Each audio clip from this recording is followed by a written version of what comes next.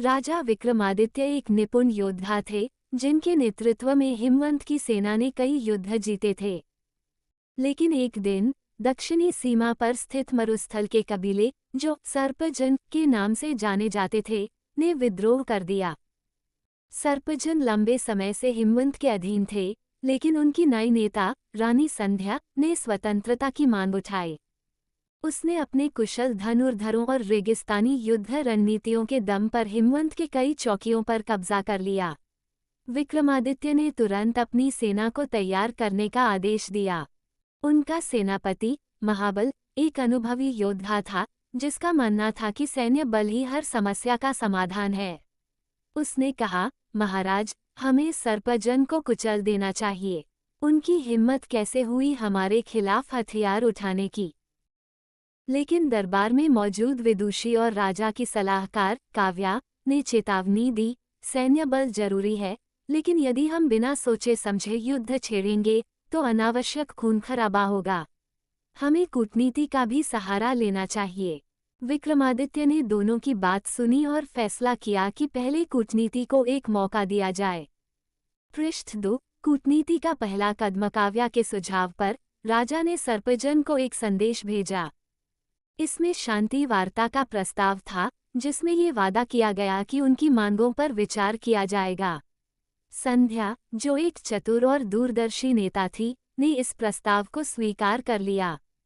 वह जानती थी कि युद्ध में जीत संभव थी, लेकिन उसकी कीमत भारी होगी। एक सप्ताह बाद हिमवंत की राजधानी में दोनों पक्षों की बैठक हुई। संध्या ने अपनी मांगें रखीं, हमें अपनी जमीन पर स्वशासन का अधिकार चाहिए। हम हिमवंत के कर चुकाते हैं, लेकिन बदले में हमें कुछ नहीं मिलता। काव्या ने शांत स्वर में जवाब दिया, हम आपकी बात समझते हैं। हम व्यापार मार्गों में आपको हिस्सेदारी दे सकते हैं और आपकी जमीन पर एक स्वायत्त प्रशासन की स्थापना कर सकते हैं, बशर्ते आप हिमवंत की संप्रभुता को मानें। बातचीत चल रही थी, लेकिन तभी खबर आई कि सर्पजन के कुछ विद्रोहियों ने सीमा पर एक हिमवंती चौकी पर हमला कर दिया। महाबल ने तुरंत कहा, ये कूटनीति का अंत है। अब केवल तलवार ही जवाब देगी। विक्रमादित्य ने उसे रोका और कहा, नहीं महाबल, हमें पता करना होगा कि यह हमला संध्या के आदेश से हुआ या नहीं। पृष्ठ 3। सैन्य बल का प्रदर्शन। संध्या ने स्पष्ट किया कि यह हमला उसके नियंत्रण से बाहर के विद्रोहियों ने किया था। उसने माफी मांगी और उन विद्रोहियों को सजा देने का वादा किया। लेकिन महाबल को अब भरोसा नहीं रहा। उसने विक्रमादित्य से कहा, महाराज, यह उनकी चाल हो सकती है। हमें अपनी शक्ति दिखानी होगी, वरना वे हमें कमजोर समझेंगे। विक्रमादित्य ने महाबल की बात मानते हुए एक सीमित सैन्य अभियान शुरू किया। हिमवंत की सेना ने मरुस्थल में प्रवेश किया और उन विद्रोही ठिकानों को नष्ट कर दिया, जो संध्या के नियंत्रण से बाहर थे। यह एक संदेश था, हिमवंत शांति चाहता है, लेकिन कमजोर नहीं है। संध्या ने इस कार्रवाई को देखा और समझ लिया कि विक्रमादित्य संतुलन बनाना चाहते हैं। उसने अपने सैनिकों को हथियार डालने का आदेश दिया और बातचीत फिर से शुरू करने की मांग की।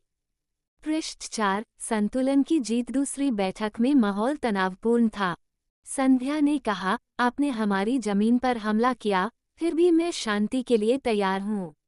लेकिन हमें सम्मान चाहिए। काव्या ने जवाब दिया, हमारा हमला विद्रोहियों के खिलाफ था, आपके खिलाफ नहीं।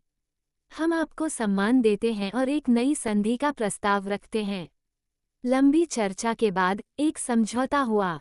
सर्पजन को स्वायत्तता दी गई, लेकिन वे हिमवंत के व्यापार और सुरक्षा ढांचे का हिस्सा बने रहे।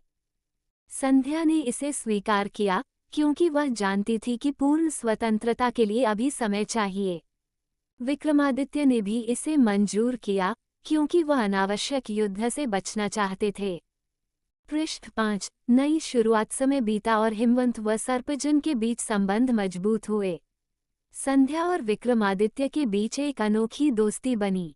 महाबल को ये समझ आया कि सैन्य बल जरूरी है, लेकिन वह अकेले सब कुछ हल नहीं कर सकता।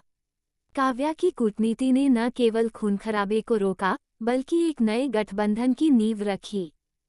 एक दिन दरबार में बैठे विक्रमादित्य ने कहा, सैन्य बल और कूटनीति दोनों ही सफलता के दो पहलू हैं। एक के बिना दूसरा अधूरा है। उनकी यह बात हिमवंत के इतिहास में स्वर्ण अक्षरों में लिखी गई।